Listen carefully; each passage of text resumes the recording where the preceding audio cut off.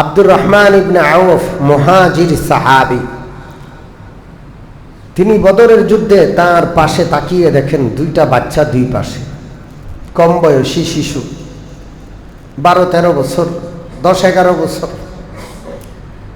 আব্দুর রহমান ইবনে আউফ বলেন, আমি হতাশ হলাম, কারণ যুদ্ধে পাশের লোকটা যদি সামর্থ্যওয়ালা শক্তিওয়ালা হয় ভরসা পাওয়া যায়, আমার দুর্বলতায় সে সাহায্য করবে, তার দুঃসময়ে আমি পাশে দাঁড়াবো। কিন্তু দোনো পাশেই দুইটা ছোট্ট বাচ্চা, এদেরকে কি সাহায্য করবে? এরা কি যুদ্ধ করবে? আবার এরা আমাকে কি সাহায্য করবে? হতাশ হলেন। তখন যুদ্ধ শুরু হবে হবে হবে হবে বাপ। একজন জিজ্ঞেস করে, চাচা আপনি কি আবু জাহেলকে চিনেন? কেন, তুমি আবু জাহেলকে চিনে কি করবা? আমি শুনেছি আবু জাহেল নাকি মক্কায় রাসূলুল্লাহকে অনেক কষ্ট দিত। তা এখন আমি প্রতিজ্ঞা করেছি ওই নরাধম আবু জাহেলকে না মেরে আমি মরব না, ওকে মারবো তারপরে আমি মরব, আজকে ওর রক্ষা নাই। এক পাশের ছোট্ট বাচ্চা এই কথা বলার পর আমি তো আশ্চর্য হলাম যে কয় কি বাচ্চা। দ্বিতীয় পাশের বাচ্চাও একই কথা, চাচা আবু জাহেলকে চিনেন? কেন, আবু জাহেল দিয়ে কি করবা? ও নাকি আমার নবীকে গালি দিত, কষ্ট দিত, ওকে শেষ করব আজকে। এই দুজন এক মায়ের সন্তান, মারা সন্তানকে যেভাবে গড়ে তুলবে সন্তানরা সেইভাবে গড়ে উঠবে। মা যদি মুজাহিদা হন, আল্লাহওয়ালি হন, মায়ের পেট থেকে সন্তান আসবে আল্লাহওয়ালা। যেই মা সারাদিন টিভির সামনে বসে সিরিয়াল দেখে, যেই মা খেলা দেখে, যেই মা নাফরমানি করে, বেপর্দা পরকিয়া করে বেড়ায়, ওই মার পেটে তো মুজাহিদ তৈরি হবে না। আব্দুর রহমান ইবনে আউফের দুই পাশে দুইজন বাচ্চা, দুজন এক মায়ের পেটের সন্তান। তাদের মার নাম হলো আফরা। এক ভাইয়ের নাম মুআজ, আরেক ভাইয়ের নাম মুআওয়াজ। দুনো ভাই এক মায়ের পেটের সন্তান, দুজন আলাদা আলাদা দাঁড়াইছে। হযরত আব্দুর রহমানও জানে না দুজন ভাই। আব্দুর রহমান চিন্তা করলেন, ঠিক আছে আবু জাহেলকে দেখতে চায়, দেখায় দেব। যখন কাতার সোজা হচ্ছে, আব্দুর রহমান ইবনে আউফ তাকায়া দেখেন আবু জাহেল কাফেরদের কাতার সিধা করছে, কাফেরদেরকে যুদ্ধের বিভিন্ন দিক নির্দেশনা দিচ্ছে। যেহেতু 1000 কাফের যোদ্ধার সর্দার, সেনাপতি হলো আবু জাহেল। আব্দুর রহমান ইবনে আউফ আবু জাহেলের প্রতি চোখ পড়ার সাথে সাথে দুই ভাইকে দেখায় দিল, তোমরা যাকে তালাশ করছো আল্লাহর রসুলের দুশমন, আল্লাহর দুশমন আবু জাহেল, ওই যে দেখো, দেখা যায়। যেই মাত্র হযরত আব্দুর রহমান ইবনে আউফ আবু জাহেলকে দেখাইলেন, চিনায় দিলেন, কথা নাই বার্তা নাই, এটা তো ছোট্ট গোলামাই, যুদ্ধ শুরু হইব কোন সময় এগুলো কিছু বোঝে না। এরা কাতার থেকে বের হইয়া সরাসরি কাফেরদের কাতারের মধ্যে গিয়ে কোনো কথা নাই, বার্তা নাই, নিয়ম নাই, কানুন নাই, ডাইরেক্ট একজনে আবু জাহেলের ঘোড়ার পার মধ্যে কোপ দিল। ঘোড়ার পাও কেটে যায়, ঘোড়া পড়ে যায়। আবু জাহেল ঘোড়ার পিঠের উপর থেকে মাটিতে লুটিয়ে পড়ে। আরেকজন সাথে সাথে আবু জাহেলের গলার মধ্যে, আবু জাহেলের গায়ের মধ্যে কোপ দেয়। কি দেয়? কোপ দেয়। আবু জাহেল ধরাশায়ী শায়ী হয়ে যায়, আর মাটি থেকে উঠার ক্ষমতা নাই। আবু জাহেলের ছেলে ইকরামা তখনও মুসলমান হয় নাই। পরবর্তীতে ফাতহে মক্কা, মক্কা বিজয়ের সময় ইকরামা মুসলমান হয়। ইকরামা যখন দেখলো তার বাবারে হত্যা করেছে দুইটা বালক, ইকরামা দৌড়ায় আসা যেই বালকটা আবু জাহেলকে তরবারি দিয়ে কোপাচ্ছে, ওর গায়ের মধ্যে একটা কোপ দিল। কোপটা লাগছে হাতে, ডান বা বাম হাতে কোপটা লেগে হাতটা কেটে সামান্য একটু চামড়ার সাথে হাতের অংশটা ঝুলে আছে। কি আছে?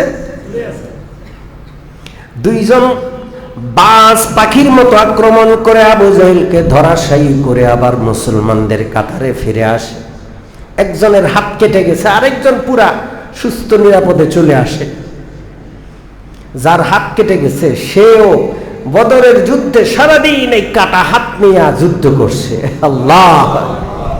এক পর্যায়ে যুদ্ধ করতে করতে যখন দেখলো যে লটকানো হাতটা যুদ্ধের জন্য প্রতিবন্ধকতা সৃষ্টি করে, খালি ঝুলে থাকে, খালি লড়ে, তখন ওই হাতটাকে পায়ের নিচে দিয়ে টাস করে একটা টান দিয়ে হাতটা ছিঁড়ে ফেলে দেয়।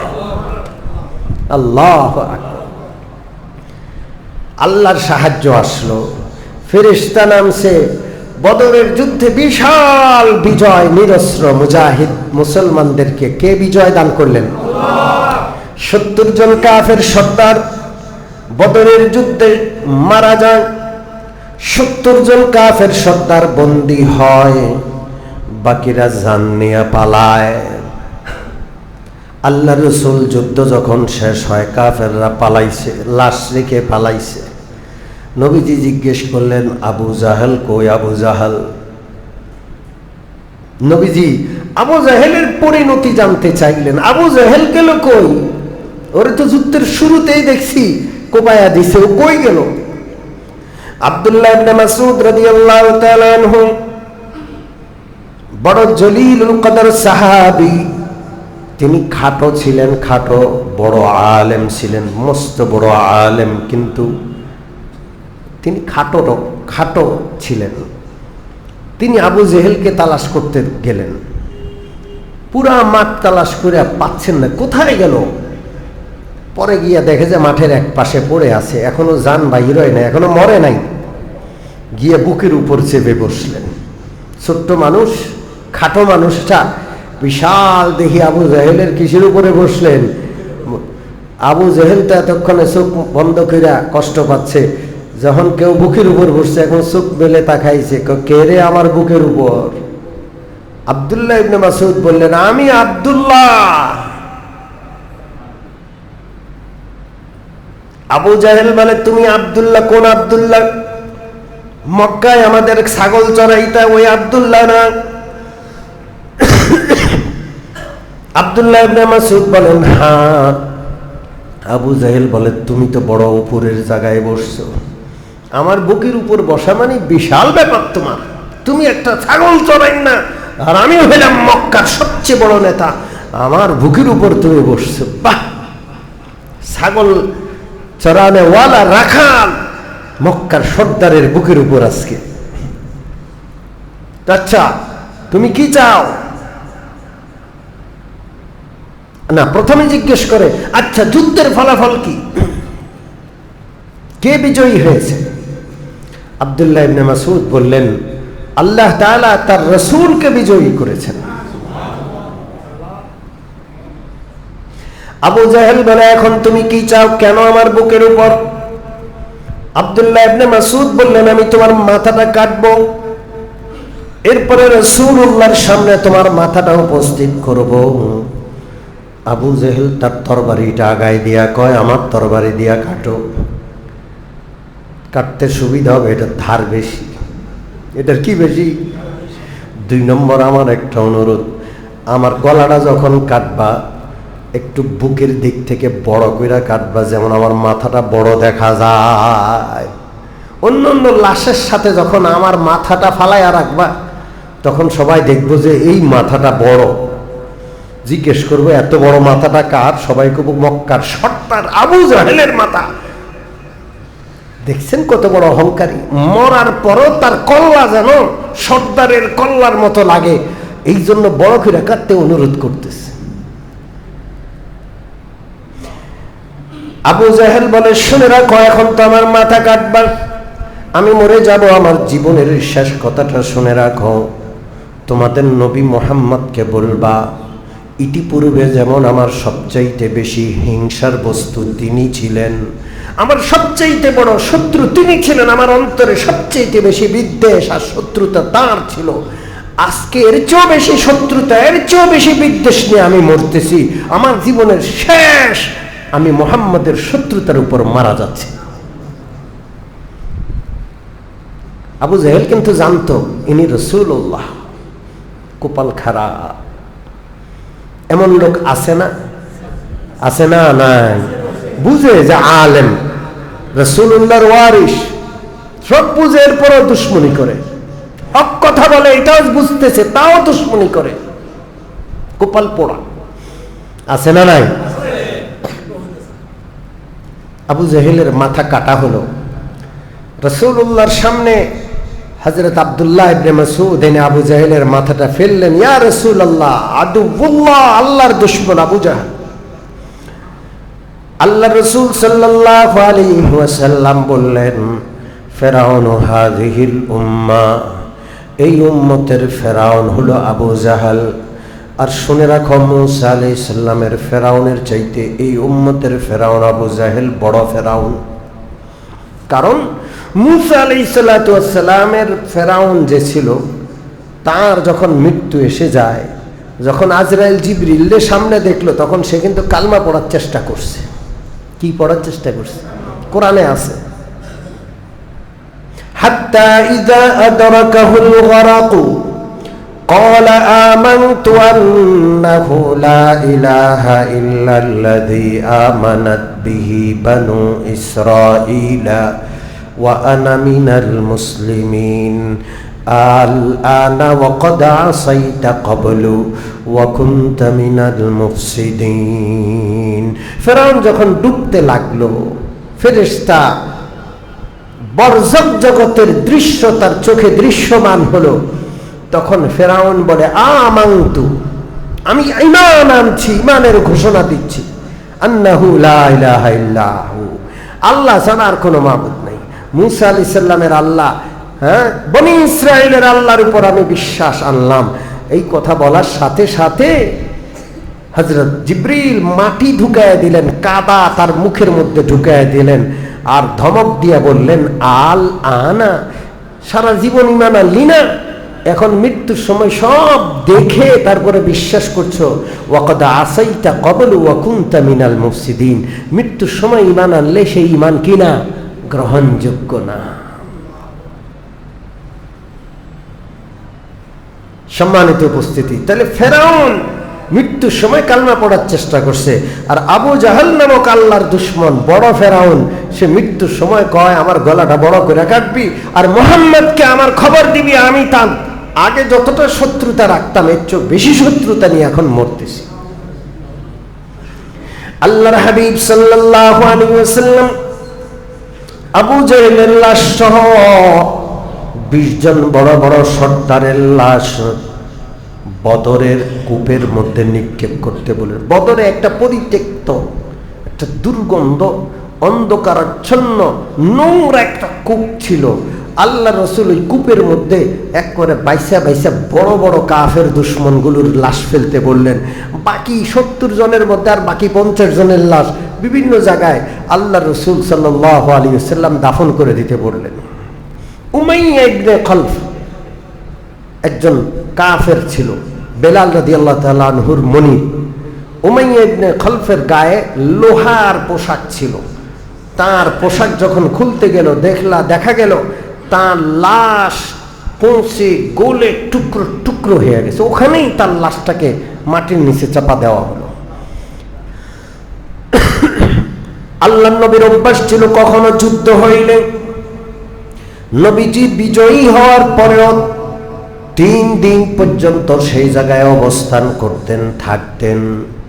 দুশমনদের মনে ভয় ধরাইয়া দিতেন যে যুদ্ধ শেষ, তাড়াতাড়ি গা বাঁচাইয়া চলে যায় নাই। যুদ্ধ শেষ হওয়ার পরেও তারা আছে, তাদের শক্তি এখনো আছে। আবার যদি কোনো দুশমন আসে, আবার চোখে চোখ রেখে মোকাবেলা করবে। কয়দিন থাকতেন যুদ্ধের পরেও? 3 দিন রাসূলুল্লাহ বদরে ছিলেন। যখন চলে যাবেন, সবাই মিলে রওনা হচ্ছেন, রাসূলুল্লাহ বদরের সেই কূপের কাছে আসলেন। মনে আছে কোন কূপ? যেই কূপে 20টা কি ফেলা হলো, লাশ ফেলা হলো। আবু জাহেল, উতবা, শাইবা এই রকমের বড় বড় কাফেরদের লাশ ফেলা হলো। রাসূলুল্লাহ কূপের সামনে আইসা বলে, ও আবু জাহেল, ও উতবা, ও সাইবা, সবার নাম ধরে ডাকলেন আর ডেকে বললেন, তোমাদের এটা ভালো লাগে নাই? তোমরা আল্লাহকে এক মানবা, দুনিয়া আখিরাতে ইজ্জত পাইবা, এটা তোমাদের ভালো লাগে নাই? কপাল পোড়া, রাসূলুল্লাহকে অস্বীকার করলি, আল্লাহর তাওহীদকে মানলি না, দুনিয়াতে অপমান হলি, আখিরাতে তো শাস্তি আছে। আর শুনে রাখ, তোদের ব্যাপারে আল্লাহ আমাকে যে ওয়াদা দিয়েছেন, আমরা বিজয়ী হব, তোরা পরাজিত হবি, সেটা আল্লাহ পূরণ করেছেন। আর তোদের ব্যাপারে আল্লাহ জাহান্নামের ওয়াদা দিছে, সেটা নিশ্চয়ই তোরা পেয়ে গেছস। এটা কূপের দিকে রাসূলুল্লাহ লক্ষ্য করে ওদের নাম ডেকে ডেকে বলছেন। একজন সাহাবী বললেন, ইয়া রাসূলুল্লাহ, ওরা তো মরে গেছে, কূপের মধ্যে ফেলে দিয়েছেন, ওরা পচে গলে যাচ্ছে, আপনি যে তাদেরকে ডেকে ডেকে কথা বলছেন, ওরা কি শুনছে? রাসূলুল্লাহ বললেন, আমার আওয়াজ, আমার কথা তোমরা জিন্দারা যতটা শুনো আর বুঝো, ওরা এর চেয়ে বেশি শুনছে আর বুঝছে। আল্লাহু আকবার। কে সাহায্য করেন? ফাত্তাখিযুহু ওয়াকিলা। কেউ যদি আল্লাহর উপর ভরসা করে, আল্লাহ ভরসার জায়গা রাখেন, তারে আল্লাহ ঠকান না, কারণ আল্লাহ ঠকানোর দরকার নাই, ক্ষমতা কার আছে? আপনি আমার কাছে সাহায্য চাইলেন, আমি সাহায্য করতে চাইয়াও পারি না, অনেক সময় আমার সামর্থ্যের সীমাবদ্ধতা আছে। আল্লাহর কি কোনো সীমাবদ্ধতা আছে? তো বান্দা আল্লাহর কাছে শুধু চাইবে, এটাই বান্দার কাজ। দেওয়ার মালিক কে? আল্লাহ। ফাত্তাখিযহু ওয়াকিলা। বদরের মতো কঠিন পরিস্থিতিতে যেমন আল্লাহ সাহায্য করেছেন, প্রয়োজনে আসমান থেকে ফেরেশতা পাঠাইছেন, প্রয়োজনে হাজার রকমের সুবিধা দিয়েছেন, ওই দাতা, ওই ক্ষমতাওয়ালা আল্লাহ এখনো আছেন না নাই? আল্লাহ যেন সর্বাবস্থায় আল্লাহর উপর ভরসা রাখার তৌফিক দান করেন। আমিন ওয়া আখিরু দাওয়া।